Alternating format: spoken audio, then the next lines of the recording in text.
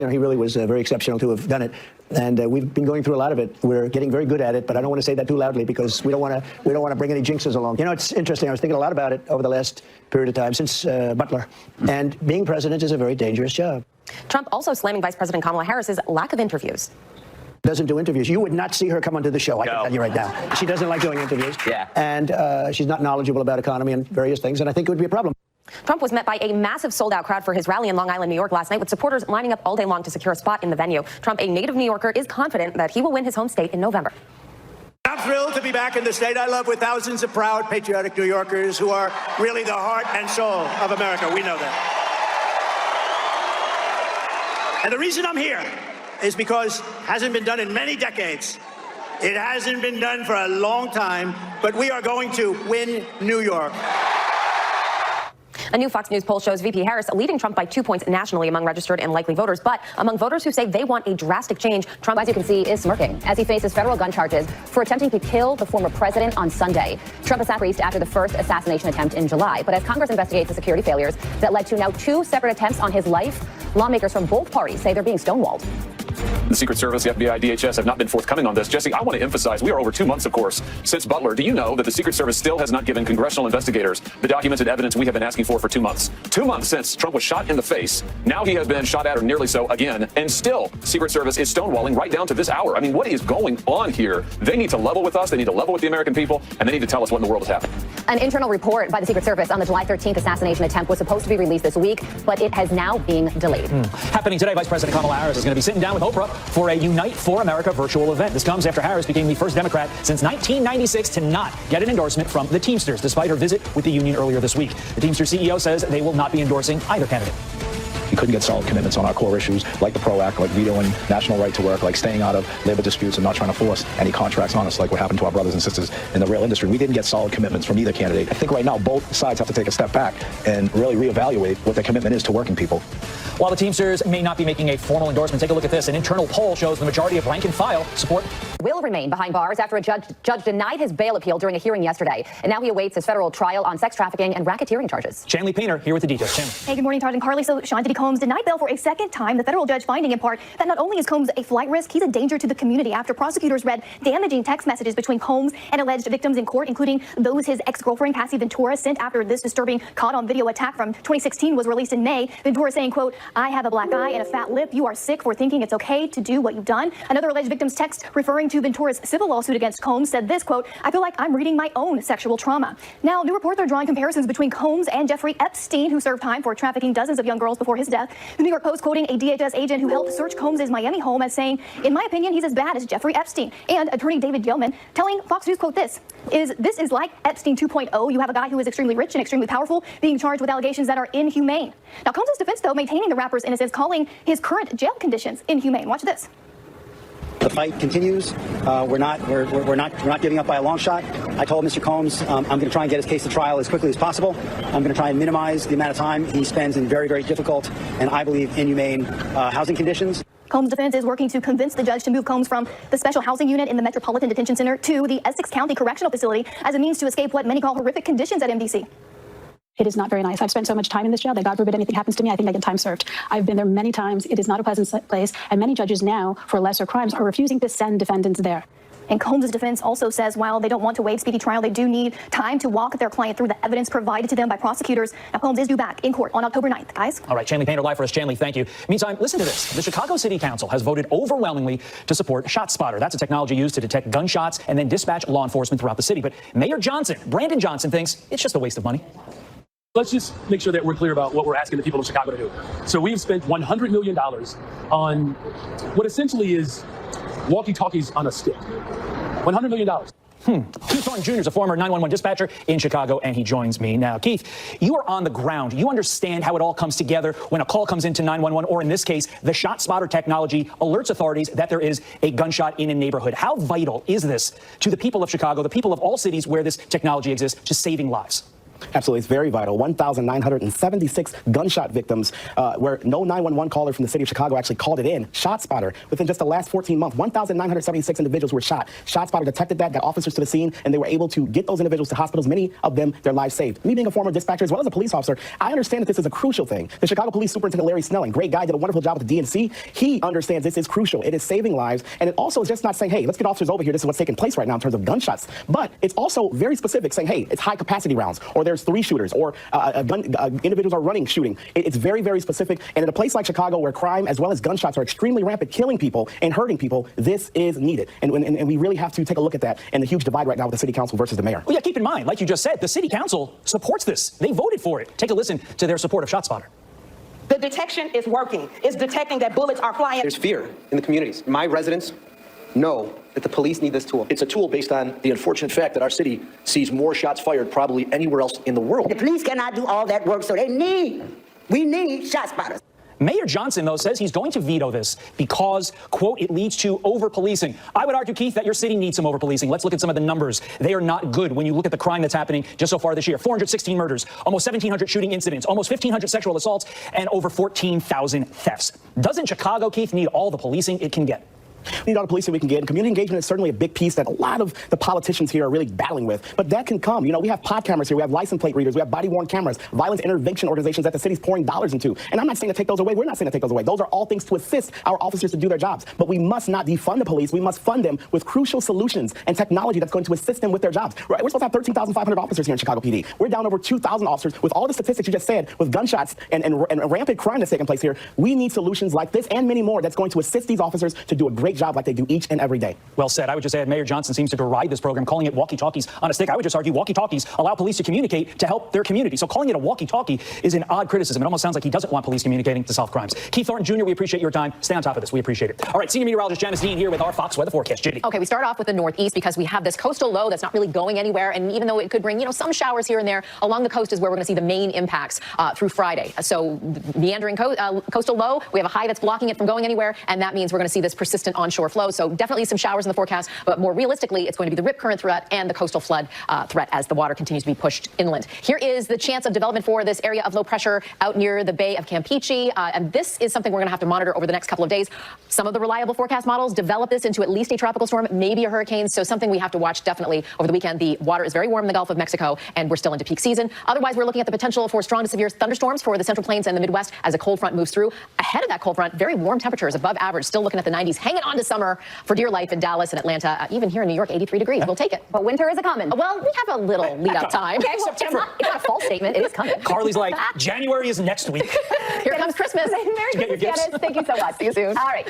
Well, speaking of the future, we are less than 50 days from Election Day, and the FBI just confirmed new details on Iran's hack of the Trump campaign. Hackers actually sent stolen materials to Democrats and the media. Former CIA station. I think it's too soon to know if what happened over the last couple of days is going to have any effect on where we are with the ceasefire deal. Sadly, we aren't any closer to that now than we were even a week ago. So it's difficult to see any immediate impact of these incidents, but I think it's just too soon to know in general. Now, Hezbollah did strike at Israel. There was an anti-tank missile fired into the northern part of Israel this morning, wounding 8. In the last few minutes, we've got reports of a missile or rocket that did make it through Israel's defenses, apparently undetected, resulting in some injuries. There were a few more projectiles fired out of Lebanon that landed in Israel, resulting in no injuries. We're investigating all of those. Meantime, Hezbollah Secretary General Hassan Nasrallah is scheduled to make a public address today. We'll follow it. Guys, back to you. Okay, Mike Tobin live for us in Tel Aviv with the very latest. Mike, thank you so much. Let's bring in former CIA station chief and a Fox News contributor, Dan Hoffman. Dan, good morning to you. If this simultaneous pager and walkie-talkie explosion were seen at a movie, I mean, it would be too unbelievable, but it did happen, and there was the second wave yesterday with the walkie-talkies. So how did Israel pull this off? Well, it's an extraordinary intelligence success. Israel was able to penetrate Hezbollah, the supply chain for these pagers and for the walkie-talkies. And it probably took months, if not years, to do that. And then they were able to design what was, in effect, a kinetic cyber operation. And they had this on the shelf to use at a time and a place of their choosing. And these are the results that we've seen. It causes tremendous harm to Hezbollah, causes a lot of distrust in their communications, and creates essentially a fog of war. It makes it very difficult for them to launch attacks against Israel and to deal with the Israeli airstrikes that we're seeing now. Yeah, and Hezbollah now is saying that Israel will receive a special punishment as a result. But you have Israel launching another round of airstrikes inside Lebanon, hitting Hezbollah targets, and saying that they're entering a new phase of this war. So what happens next? Well, I think Israel's made it pretty clear. Look, they've been essentially at war with Hezbollah for the last year, and 60,000 Israelis have been forced to move from those northern communities near the Golan Heights. That's just not tenable in the long term. That part of Israel's economy has been devastated. And so what Israel is saying that we need to move our people back. We can't right now because Hezbollah is launching 50 to 70 rocket attacks every day, and we need for that to stop. And I think that's why we're seeing this move into a new phase. So staying in the Middle East, but a story that directly impacts the United States, the FBI revealed yesterday that Iranian hackers sent stolen Trump campaign information to people working for the Biden campaign. Apparently nobody within the Biden campaign opened these emails or took the bait, but it does show interference, election interference from our #1 adversary. So what do you think about this? Yeah, well, those were unsolicited emails, and again, it does demonstrate that Iran and look, China, Russia, they're all seeking to interfere with our democratic process, and what they want is for Americans not to trust our own democracy. That's what Russia and China, North Korea and Iran are all fighting against. What scares those dictators the most is democracy, and it's open season on our election process. But so far, I think we've done a good job defending, countering, and not so much deterring, but defending ourselves against that onslaught. And Dan, really quickly before I let you go, do you think that Iran was trying to help the Biden campaign with this, or do you think that they were just trying to sow discord and wreak havoc within our elections? Well, there's no evidence that they helped the Biden campaign. They might want to make it appear they're doing so to stoke more discord. And the best thing we could do, I think, for both parties, is to come together and agree that this should not be happening. They should, I would, as a citizen, just ask that look, both parties should focus on their policy differences and find some common ground in opposing this axis of tyranny, Iran and North Korea, Russia and China, that are seeking to do us harm. Sound advice there. Dan, thank you so much for joining us. Have a great day. All right, you too. Todd, over to you. Carly, thanks. Kamala Harris plans to sit down with Oprah today for a virtual conversation, but she's got a tough act to follow after Donald Trump joined the king of late night, Greg Gutfeld, and went right after the media. Watch. The media is extremely dishonest, extremely corrupt, actually. Look at the debate. I walked off, I said, that's debate. You know, they said I'm the GOAT in debates, because I had a lot of debates, and I became president, and the GOAT means greatest of all time. And I walked off that stage, and I thought I had the best debate, and I was very unfairly treated by the anchor. I'm not fans of those guys anymore. Caroline Downey is a staff writer for the National Review and visiting fellow with the Independent Women's Forum. She joins me now. Caroline, my friend, great to have you here. How great a forum is a late-night show like Gutfeld for Donald Trump to show off his lighter, funnier side? It's perfect. It's perfect. This is where he thrives. Is there any doubt at all that Kamala could not survive in a reverent setting like this, where you not only have to make jokes, but take jokes? You have to be able to a little bit of, funny heat. It's not necessarily going to be this polished, very scripted, venue. And so I think Trump really proved that he can go in these alternative media, ecosystems in a way that Kamala can't. It has to be, very coordinated, very curated, like sitting down with Oprah or other celebrities, where it's essentially a puff piece in video form. So you really pose the question, how would Kamala do in a format like this? Her latest word salad might give somewhat of an indication. Take a look. I grew up understanding the children of the community are the children of the community. And we should all have a vested interest in ensuring that children can grow up with the resources that they need to achieve their God-given potential. Putting aside the substance of what she said there for the moment, this leftist view that the children are not yours as parents, they're the children of the Democrats, which is concerning in its own right. The fact that she cannot form sentences without repeating herself over and over again, the fact that she couldn't do a Gutfeld, shouldn't we question her viability to be commander-in-chief if she can't complete that very simple but necessary task? Yes, she starts stringing words together and she's searching for a point. She's searching for a conclusion. And eventually she gets around to it, but you have to sit through an exhausting, like you said, word salad on the way there. And I think, no doubt, Trump, he said he's the best at debates. And what he means by that is extemporaneous speaking in response to hostile adversarial questions. She can't do that. It has to be a very protected environment, right, where she's not being fed questions, but she's basically delivering rehearsed remarks. If she's asked something that she did not prepare for, good luck. and she proved that in the direct aftermath of the debate. Every single remark she gave in any kind of talk show setting or whatever it was very it was incoherent, right? It didn't have a lot to say. Quickly on this last question, how scripted do you think tonight will be with Oprah? I think what they're trying to do with Oprah is basically resurrect Obama mania of 2012. I think Oprah stumped for Obama, and she's going to do the exact same thing with Kamala Harris. There's just one problem. Kamala Harris is not Obama. She lacks his talent. She lacks his speaking ability to be in unscripted settings. Right. And now they're trying to bring this hope and change cliche back, but instead of yes, we can, it's we're not going back. I do think the American people aren't falling for that. Right. And yes, like I said, Obama was this natural, formidable force, whether you disagree with his politics or not. Kamala is not. It does raise the question, though, how much weight, no pun intended, does Oprah carry like she did in 2008? I don't think it's the same. Caroline Downey, thanks so much. Appreciate it. Carly, over to you. All right, check this out. Former President Trump met an 8-year-old supporter at his New York rally yesterday. Liam has a rare brain disease, and we first told you about him when Trump sent him a birthday letter. Yesterday was even more special for the young supporter. I'm supposed to be in that state, but that doesn't matter. Because I can be the best president you'll ever have. This is the best president you'll ever have. How are you, Bob? Hi, Mom. Okay, everything's is yours. And in there is real good stuff. Okay? So beautiful. Take care of yourself, buddy, okay? I wish I looked like that. That's just phenomenal. And Trump invited the family to be his VIP guests and he even gave them a shout out during the rally. Liam's parents say this is one of his biggest dreams come true. Nothing not to like about that. All right, now to this. Vice President Kamala Harris is taking a jab at Trump's plan to secure our southern border. They have pledged to carry out the largest deportation, a mass deportation in American history. Imagine what that would look like and what that would be. The mother of Rachel Morin, who was brutally murdered by an elite allies, will keep trying to pull us backward. We all remember what they did to tear families apart. And now they have pledged to carry out the largest deportation, a mass deportation in American history. Imagine what that would look like and what that would be. Well, that was Vice President Kamala Harris slamming former President Trump's plan for a mass deportation while addressing the Congressional Hispanic Caucus. But Patty Morin is also speaking out after her daughter Rachel was murdered by an illegal immigrant last year. Patty addressed a congressional panel yesterday and had this to say. They say that the borders are safe. We live 1,800 miles away from the southern border. They're not safe. If you have a sanctuary city in your state, you're not safe. You folks are just going to continue with your partisan politics and not really take to heart the lives of the American people that put you in office to begin with.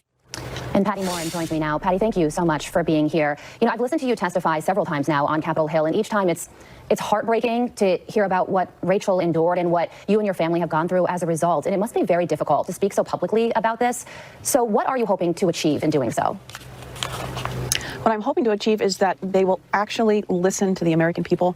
I know that there's a lot of rhetoric going back and forth between partisan parties and pointing fingers, but they're forgetting that this goes beyond politics. It's the lives of the American people. And it's not that Americans are against immigration. What we are against is massive immigration, illegal immigration, swarming our borders, swarming and filling up our cities and towns that our local communities can't afford to take care of them. But also, we don't know who we're letting into the country. It's not just Hispanics, but it's folks from 160 different countries around the world. And a lot of them are the criminals and the gangs and the criminal, so early in the morning, I can't think. But just the folks that these countries don't want and want to send out of their countries, so then their countries look safe. Yeah, Patty, we but hear it's not safe for us. No, it is not. And you know, you have been very clear, and you alluded to it a bit in what you just said, that you don't want this to be a political issue. You don't want your daughter to be the face of a political cause. You want this to be an American issue. So what do you mean by that? And do you think that you're seeing some success in getting there? What I mean by it is I want people to go beyond politics, and I do realize it was a real eye-opener, actually, sitting in these hearings to see how divided and how far apart the Democratic Party is from the Republican Party. And a lot of times in these hearings, they spout their values and what they've done, but actually it's just all talk and nothing's really getting done. But there are a few that genuinely care about the American people and are asking the right questions. And so I'm hoping that this leads to some kind of legislation that will put policies back into place that protected the borders and protected American people in the beginning, but also the policies protect Americans and not at some point down the road actually hurt Americans, but then also allow us to vet the people coming into the United States. They should stay in their countries and be vetted so we know who's coming in. I mean, you don't just let anybody into your house. No, you lock your doors. You lock your doors to keep your family safe, and that should be what all politicians want. You're right. It should absolutely not be a political issue, and it's a shame that it has become one. What have your interactions been like with Donald Trump and Kamala Harris? No interaction with Kamala Harris or the Biden administration at all. With Mr. Trump, it's been several interactions. Like, he checks in with our family just to see how we're doing and if we need anything. And it's more, emotional support and just like, I'm here for you, I'm here for your family if you need anything. And they become friends, actually, because I think that they genuinely care for our family, and I think they genuinely care for the American people. Patty, can you tell us a little bit more about Rachel? We see her pictures. She was beautiful with the bright blonde hair. We know she has 5 children. How are they doing? And tell us a little bit more about your daughter. My daughter Rachel, she was 5 feet, 5'2". She would argue with her sister about her height, just because they're both kind of on the short side. But she was a little spitfire. Like, she worked really hard. She wouldn't give up. She always had a plan for the future. She had plans for her kids. She had a vision for her family. But she was also very kind and compassionate. You know, it was the house where all the neighborhood kids would come to be because she was so welcoming. Her kids are taking this really very hard.